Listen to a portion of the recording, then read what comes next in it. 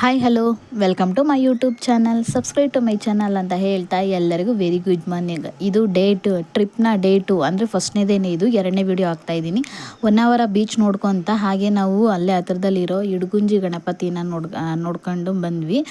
ನಾವು ಇಡಗುಂಜಿ ಗಣಪತಿ ಎಲ್ಲ ನೋಡಿಕೊಂಡು ಮತ್ತೆ ಇನ್ನು ಯಾವ ಟೆಂಪಲ್ಗೆ ಹೋಗಿ ಅಂದರೆ ಯಾವ ದೇವಸ್ಥಾನದಲ್ಲಿ ಹೋದ್ರೂ ಫುಲ್ ರೆಶ್ಶು ಅಂದರೆ ಫೋಟೋಸು ಅದು ತೆಗಿಯಂಗೆ ಇಲ್ಲ ಫ್ರೆಂಡ್ಸ್. ಅಷ್ಟು ದೂರದಿಂದ ಹೋಗಿರ್ತೀವಿ.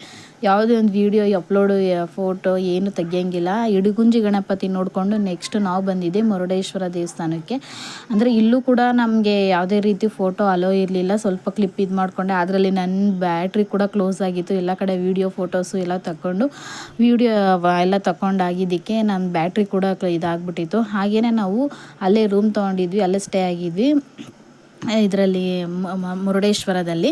ಅಲ್ಲಿ ಇದು ಮಾರ್ನಿಂಗು ನಾವು ರೆಡಿ ಆಗ್ತಿರೋದೇನಪ್ಪ ಅಂತಂದರೆ ಬೀಚಲ್ಲಿ ಹೋಗಿ ಆಟಾಡೋಕ್ಕೆ. ಬೆಳಗ್ಗೆನೇ ಮಾರ್ನಿಂಗ್ ರೆಡಿ ಆಗ್ತಾಯಿದ್ವಿ ನಾವು ರೂಮ್ ತೊಗೊಂಡಿರೋಂಥ ಬಂದು. ಮತ್ತೆ ಎಲ್ಲ ಬೀಚಲ್ಲಿ ಬಂದು ಎಲ್ಲ 1 ಅವರ್ 2 ಅವರು ಆಟಾಡ್ಕೊತ ನಾವು ಕೂಡ ಅಲ್ಲಿಂದ ಮತ್ತು ನಾವು ಬಂದಿದ್ದೆ. ಇನ್ನು ಮತ್ತೆ ನೆಕ್ಸ್ಟ್ ಪ್ಲೇಸ್ಗೆ ನಾವು ಬಂದಿದ್ದು ಆನೆಗುಡ್ಡ ದೇವಸ್ಥಾನ, ವಿನಾಯಕನ ದೇವಸ್ಥಾನಕ್ಕೆ ಬಂದ್ವಿ. ಅಲ್ಲಿ ಕೂಡ ದೇವ್ರ ದರ್ಶನ ಆಯಿತು. ಮಹಾಮಂಗಳಾರತಿ ಕೂಡ ಆಗ್ತಿತ್ತು. ಆ ಸಮಯದಲ್ಲೇ ಹೋದ್ವಿ.